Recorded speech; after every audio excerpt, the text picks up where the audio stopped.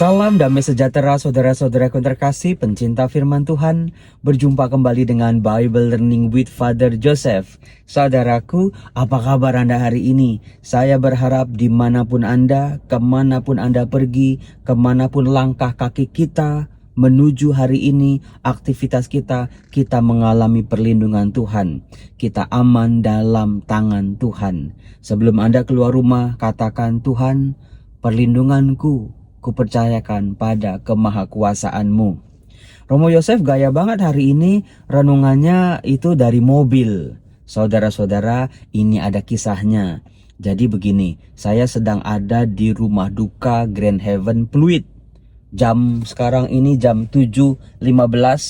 Karena apa? Saya sudah pergi dari rumah tadi setengah 6 pagi. Karena kalau jam 6 itu kena ganjil genap, saya nggak bisa masuk tol.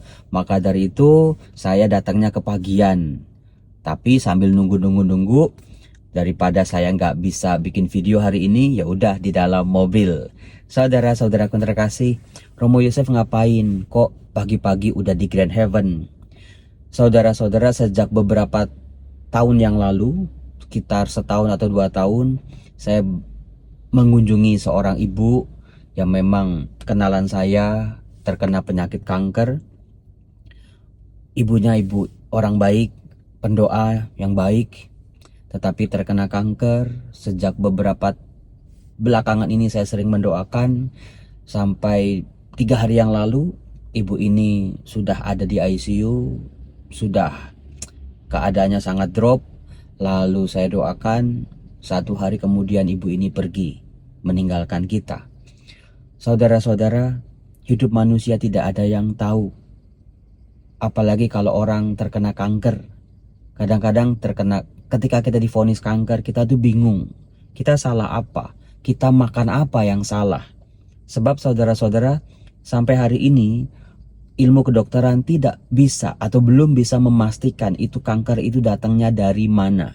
Asumsi-asumsi, gejala-gejala bisa dari makanan manis, bisa dari makanan-makanan yang tidak sehat, lingkungan yang tercemar misalnya. Tapi di dalam kenyataannya ada orang yang makannya sehat, enggak makan daging, tapi terkena kanker juga. Ada orang yang makannya jorok, ternyata baik-baik saja. Nah, saudara-saudara, hidup manusia tidak ada yang tahu.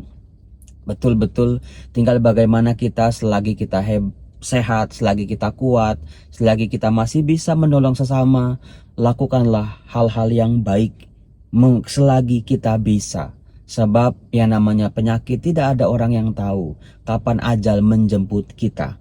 Saudara-saudaraku, hari ini kita akan ditemani lagi-lagi oleh bacaan pertama yang diambil dari kitab Daniel.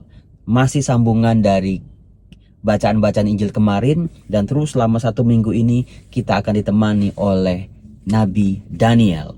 Nah, saudara-saudara, saya yakin ketika kita masih kecil, kita seringkali mendengar 2 kisah tentang Nabi Daniel, bukan? Yang pertama yang paling terkenal adalah, coba tulis di kolom komen. Ya, Daniel di gua singa. Bagaimana dia dihukum oleh Raja Babel, dia dimasukin ke gua singa. Orang-orang pikir dia akan mati diterkam singa, tetapi dia dilindungi oleh kuasa kasih Tuhan. Yang kedua, ini dia yang hari ini dibacakan dari kitab Daniel bab 5 ayat 1 sampai 28, di mana diceritakan waktu itu anak dari Raja Nebukadnezar, Raja Babel, bernama Raja Belsyazar. Jadi bisa kita bayangkan Daniel ini ada di Babel itu dalam jangka waktu yang cukup lama ya. Dari bapaknya si Belsyazar aja Daniel sudah ada di situ. Sampai zaman Belsyazar ketika rajanya sudah mangkat diganti oleh anaknya, Daniel pun masih di situ. Yang dilakukan oleh Raja Belsyazar, raja yang baru ini, sungguh-sungguh bisa menjadi bukti buat kita. Kalau dalam hidup jangan sombong. Saya bisa lagi merenung-renung, kenapa sih Belsyazar bisa sesombong itu? Kesombongannya adalah dia betul-betul kalau orang Jawa bilang ngenyek. Dia bapaknya pernah mengambil perkakas-perkakas, piala, pinggan-pinggan dari bait Allah yang dipergunakan untuk persembahan di bait Allah. dipersembahkan untuk Tuhan. Jadi barang-barang itu nggak boleh sembarangan dipakai. Dirampok oleh bapaknya karena dibuat dari emas, dari tembaga, dari logam-logam yang bagus, dari dihiasi oleh batu-batu permata, diambil, dirampok-rampok, lalu disimpan. Nah, si Belsyazar ini diceritakan pada suatu ketika dia dalam kemabukan anggur.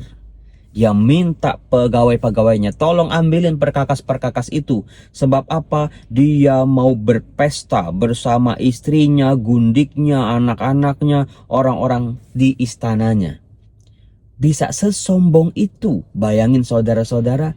Tapi kalau kita bertanya, kenapa sih ini raja ini sombong? Dia bisa belajar dari bapaknya yang juga tidak kalah sombong. Maka hati-hati saudara-saudara dengan mulut kita, sikap kita, cara pandang kita dengan orang lain. Karena apa? Kalau Anda punya anak, Anda punya cucu, mungkin yang sombong Anda mah udah kenyang lah dimacam-macamin sama orang. Tapi anak-anak Anda, cucu Anda, mereka lah yang akan mencontoh hal-hal baik juga menurun. Demikian juga hal-hal yang tidak baik. Saudara-saudaraku yang terkasih, jangan biarkan anak-anak Anda mewarisi hal-hal yang tidak baik dari kakeknya, dari oma opanya, dari bapak ibunya. Maka peran sebagai orang tua tidak mudah loh, karena selalu orang tua harus introspeksi. Dari kata-katanya, dari sikapnya kepada anak-anak, bisa jadi nggak sadar, bisa jadi juga sadar. Nah, bagaimana tuh? Diintrospeksi setiap hari supaya ini anak-anaknya nanti tidak jatuh pada hal-hal yang tidak diharapkan. Mengapa saudara-saudara? Karena kan ada pepatah, guru kencing berdiri, murid kencing berlari. Mungkin Anda sombong-sombongnya, Romo kan ini untuk sombong saya saja Romo. Kan cuma bercanda-bercanda doang Romo. Kan cuma di mulut aja Romo. Tapi anak-anak Anda, cucu Anda kan nggak tahu bahwa Anda bercanda. Yang tertanam di otaknya adalah, oh begitu toh kalau hidup. Oh kalau sombong itu oke toh. Oh kalau sombong itu bisa seneng toh. Maka jadilah dia 1000 kali lipat lebih buruk dari sifat-sifat buruk kita. Hati-hati. Nah, dikatakan begini. Raja Belsyazar yang mengadakan perjamuan besar untuk para pembesarnya. Bayangin 1000 orang jumlahnya. Saudara-saudara, zaman dulu ya, mengundang pesta 1000 orang itu bukan perkara mudah saudara-saudara. Hanya raja, hanya orang kaya, hanya para bangsawan yang bisa mengadakan acara seperti itu. 1000 orang diundang. Di hadapan 1000 orang itu, raja minum-minum anggur. Dalam kemabukan anggur, Belsyazar memerintahkan orang mengambil perkakas emas dan perak yang telah dibawa oleh Nebukadnezar ayahnya dari dalam bait suci di Yerusalem. Sebab Belsyazar dan para pembesarnya, para istri dan gundik mereka ingin minum dari perkakas itu. Ini yang tadi saya ceritakan, ngenyek, ngeledek, bahkan menghina dalam kemabukan. Mungkin kalau si Belsyazar ini tidak mabuk, itu mungkin dia tidak sampai berpikir sejauh itu. Tapi ketika orang mabuk, dia tidak bisa berpikir secara logis lagi. Dia lupa mana yang baik, mana yang gak baik, mana yang membahayakan, mana yang tidak. Ini dia, hati-hati dengan kemabukan. Maka dibawalah perkakas emas dan perak yang dirampas dari bait suci rumah Allah di Yerusalem. Lalu raja dan para pembesarnya, para istri, gundik mereka minum dari perkakas itu. Ini dia ini. Mereka minum anggur dan memuji-muji para dewa yang juga dari emas dan perak, tembaga, besi, kayu, dan batu. Nah, dikatakan pada waktu itu tampaklah jari-jari tangan manusia menulis pada kapur dinding istana raja di depan kaki Dian. Raja sendiri melihat punggung tangan yang sedang menulis itu, maka raja menjadi pucat dan pikirannya menggelisahkan dia. Sendi-sendi pangkalnya menjadi lemas dan lututnya berantukan. Saudara-saudara yang terkasih, ini dia. Kalau orang bertindak tapi nggak mikir dulu, konsekuensinya membahayakan. Maka sebelum kita bertindak, sebelum kita berbicara, sebelum kita memperlakukan orang lain, apapun itu ya, mau yang baik maupun yang nggak baik, pikir-pikir dulu. Kita diberi akal budi untuk berpikir, apakah kata-kataku ini akan menyakiti orang atau tidak? Apakah sikapku ini akan melukai orang atau tidak? Hati-hati, sebab apa? Kalau orang sampai terluka dengan kata-kata dan sikap-sikap kita, tinggal tunggu waktunya mereka akan membalas hal yang sama, bahkan lebih kejam daripada yang kita lakukan kepada mereka. Maka sangat hati-hati saudara-saudara. Kalau kita tidak mau disakiti oleh orang lain, prinsipnya sederhana, jangan menyakiti duluan. Kalau kita tidak mau dihina sama orang lain, prinsipnya juga sama, jangan menghina duluan. Sebab saudara-saudara, dunia itu kan berputar. Ketika kita di atas itu hati-hati banget. Sebab kita seringkali lupa memandang rendah, kita sombong, kita pamer, kita pokoknya wah merasa paling hebat. Tapi ada kalanya nanti suatu saat kita akan ada di bawah dan orang-orang yang di bawah yang dulu kita hina akan naik ke atas. Nah, saat itulah yang namanya waktu pembalasan. Maka hati-hati. Ketika kita di atas, berilah kebaikan-kebaikan sebanyak mungkin selagi bisa, selagi sempat. Sebab kita tidak pernah tahu ke depan akan bagaimana. Ketika kita jatuh, ketika kita di bawah, orang-orang itu kalau memang sejati ikhlas kita memberi, Tuhan tidak tidur. Tuhan akan membalas melalui kebaikan-kebaikan dari orang-orang itu juga. Itu kuncinya. Lalu dibawalah Daniel menghadap raja. Bertanyalah raja kepada Daniel, "Engkaukah Daniel salah seorang buangan yang diangkut ayahku dari tanah Yehuda? Telah kudengar bahwa engkau penuh dengan roh para dewa." Nah, ini dia. Dan memiliki kecerdasan akal budi dan hikmat yang luar biasa. Dikatakan, aku pun mendengar bahwa engkau dapat memberikan makna dan menguraikan kekusutan. Oleh sebab itu, jika engkau dapat membaca tulisan itu, dapat memberitahukan maknanya kepadaku. Nah, ini dia. Kesombongannya belum hilang ternyata. Maka kepadamu akan dikenakan pakaian dari kain ungu dan pada lehermu akan dikalungkan rantai emas. Dan dalam kerajaan ini, engkau akan mempunyai kekuasaan sebagai orang ketiga. Udah ditegur sama Tuhan masih juga sombong. Itulah Raja Belsyazar. Dia masih mengandalkan harta kekayaannya, padahal hidupnya udah di ujung tanduk. Dia menawarkan jabatan, emas, perak, harta kekayaan kepada Daniel. Untungnya Daniel nggak mau, saudara-saudara. Daniel berkata, "Tidak usahlah tuanku memberikan hadiah, berikan saja kepada orang lain. Namun demikian, aku akan membaca tulisan itu dan memberitahukan maknanya." Nah, dikatakan tulisan itu kan berbunyi apa? Dikatakan berbunyi Mene Mene Tekel Ufarsin.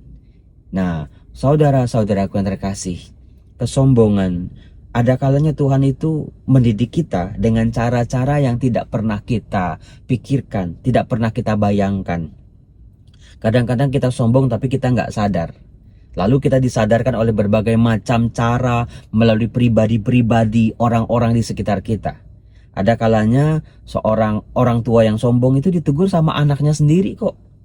Anaknya yang masih kecil, yang masih polos. Itu ada kalanya Tuhan berbicara dengan cara yang tidak pernah kita pikirkan. Dari peristiwa-peristiwa juga bisa. Dari kejatuhan juga bisa.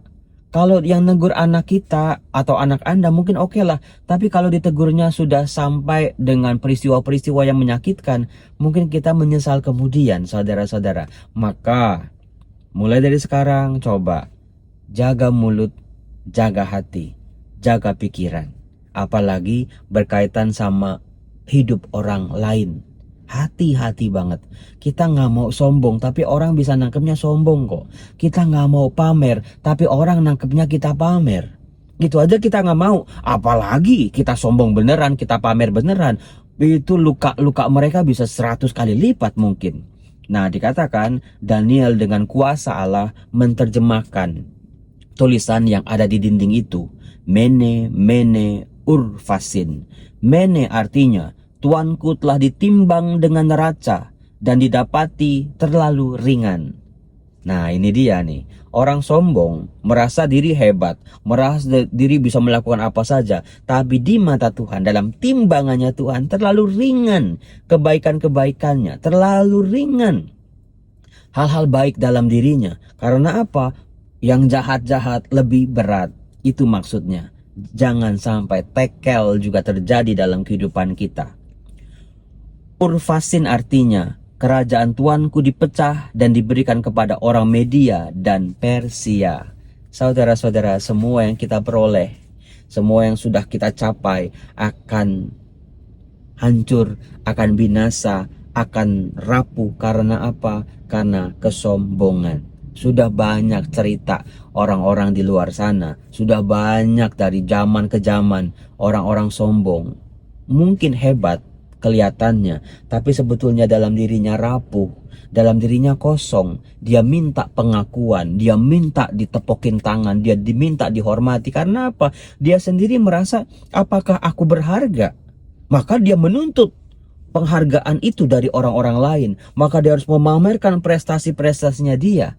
Dengan omongan-omongannya dia. Dia bertanya, apakah aku hebat ya? Maka dari itu dia berusaha merendahkan orang lain supaya dia seolah-olah ada di atas. Nah, itu dia saudara-saudara. Hati-hati dengan mulut. Hati-hati dengan cara sikap kita dengan orang lain. Prinsipnya adalah prinsip hamba aja udah. Spiritualitas hamba. Ya udah, orang lain lebih berarti, orang lain lebih penting, orang lain lebih berharga daripada diriku. Bukannya minder ya, bukannya insecure, tetapi dalam di hadapan Tuhan, Tuhan, aku ini hanya seorang hamba. Aku datang ke dunia, aku tidak bawa apa-apa. Aku pergi dari dunia ini juga tidak bawa apa-apa. Tapi mengapa sepanjang hidupku aku betul-betul dijejali oleh berbagai macam hal-hal duniawi ini? Kalau waktu datang nggak bawa apa-apa, ketika pergi nggak bawa apa-apa. Hati-hati di situ saudara-saudara. Ketika kita berbuat baik, cukup beberapa orang saja yang tahu. Semakin kecil orang tahu, semakin baiklah perbuatan itu. Maka dari itu saudara-saudara, saya senang sekali orang-orang Kristiani dikenal sebagai orang-orang yang dermawan, orang-orang yang suka berbagi kebaikan, orang-orang yang rendah hati.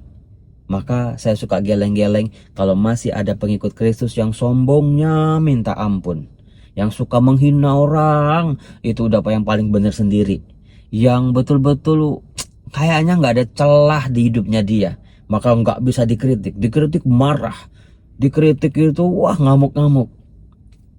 Rendahkan diri kita, pakai ilmu padi aja udahlah. Semakin kita berisi, semakin menunduk. Itu ilmu padi, itu paling bagus dah pokoknya. Tidak perlu kita mamer-mamerin bahwa kita hebat. Orang lain akan ngelihat sendiri, orang lain akan merasa sendiri, orang lain akan memuji sendiri kok. Nggak perlu ditunjuk-tunjukin. Maka harta, kekayaan, prestasi, kebaikan kita, perbuatan baik kita, kalau ditunjuk-tunjukin, orang lain akan alah itu buat pamer doang. Maka dari itu, mari saudara-saudara kita bertumbuh dalam kasih, semakin rendah hati di hadapan Allah dan juga di hadapan sesama. Baik saudara-saudara, saya mau misa dulu jam 8 pagi. Semoga semuanya lancar. Tuhan Yesus memberkati. Bye-bye.